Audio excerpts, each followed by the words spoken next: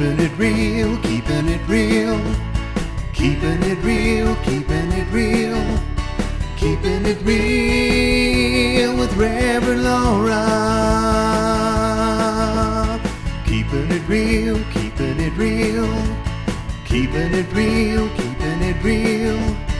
Keeping it real with Reverend Laura.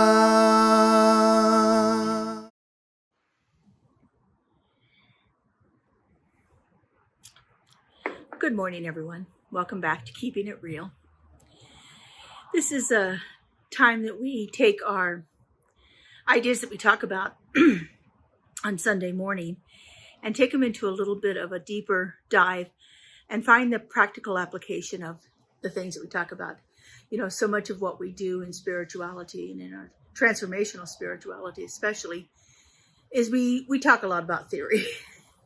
And theory is great, but until we actually put it into practice, we're not really getting much out of it. One of my favorite authors, Michael Beckwith, says that rudimentary spirituality is theory. Advanced spirituality is practice. And so that's what we're doing here on Keeping It Real, is taking a look at how we can practice these ideas and these principles and see what we can do to change things in our lives. So this month we're talking about freedom. And for the second week, we were looking at how do we get more freedom in our relationships? How do we find more freedom? I called the talk for this week the paradox of freedom, because what I found is that the way I actually get a greater experience of freedom in my relationships, feel more satisfactory in my relationships, is by setting boundaries. And so boundaries can seem quite contrary to the idea of freedom. Boundary implies that we're containing something, putting limits to it, and that doesn't feel like what we would think we would want with freedom. But in my experience, that's what's happened, is that we get that greater sense of freedom the more we set boundaries and maintain those boundaries. So I'm reading this book called Setting Boundaries Will Set You Free by Nancy Levine. And in there, she talks about becoming boundary badasses. I love this concept of badasses. I don't know if you've read the Jen Cisnero series of books for businesses about you are a badass. But this idea of almost being radical in what we're doing.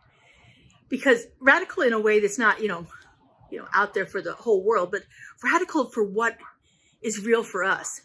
For me, I don't know if you know much about the Enneagram, but on the Enneagram, I am a 2. And a 2 is the ultimate people pleaser.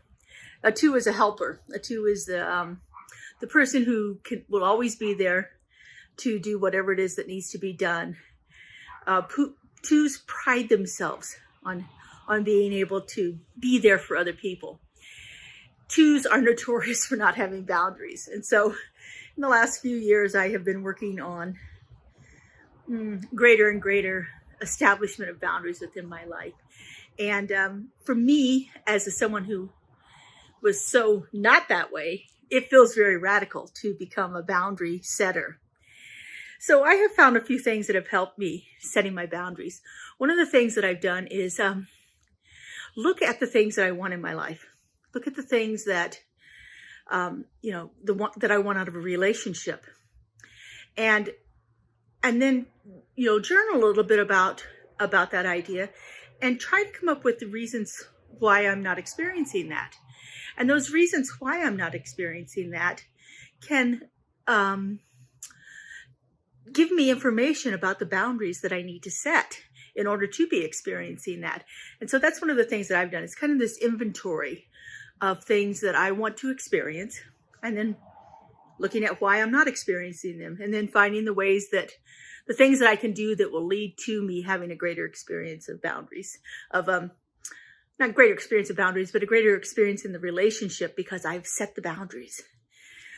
Boundaries are sometimes difficult to set, but more often than that, they are difficult to maintain. It's easy to set that boundary and say, okay, this is my bottom line. I am not going past this.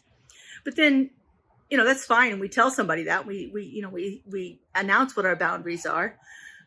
And generally the first time people will uphold them, but then after that, it kind of creeps back in.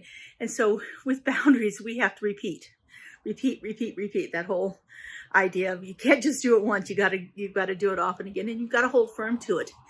And oftentimes this is very uncomfortable.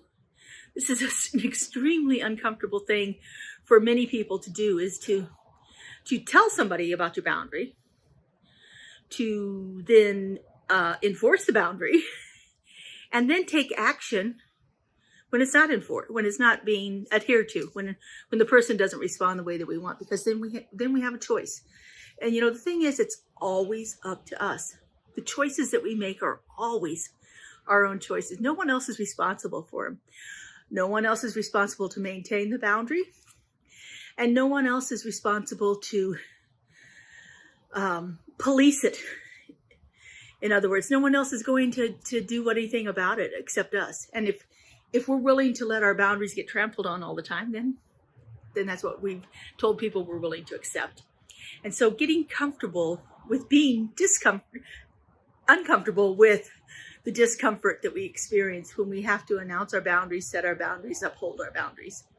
And all of that is a practice. It's just, if we find, in my experience, I found that when I did something that was an easy boundary, I'm not going to talk on the phone after 10 o'clock at night.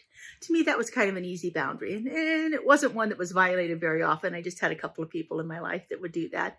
But once I started saying, okay, I'm in bed by 10 o'clock, I'm turning my phone off, it was a very easy boundary to do. And it gave me a feeling of success at setting boundaries. It's kind of like those training wheels that we use to start the process of getting experience in the things that we're doing in our lives. And so find the little things, the easy boundaries to set those boundaries, and then see what you can do with the ones that are a little bit more challenging in your life. And again, we have to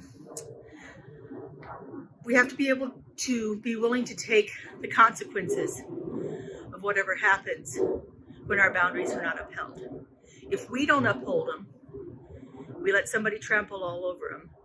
We have to either be willing to speak about that to the person, to let it go.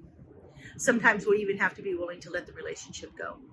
When our boundaries are constantly trampled upon over and over and over again, that's kind of a clear signal that this person isn't willing to see you as the person that you are and to respect the things that you want in your life. Boundaries are all about what we are willing to accept, what we are willing to do, and what we think we need to receive from the other people that we're in relationship with. And so I invite you to take a look at your life. If there's areas that you don't feel very good about, that aren't really working well for you in your life, take an inventory of it. See what it is that's not working, and see if there's something that you can do to set a boundary in that situation to allow yourself not to be trampled upon over and over and over again.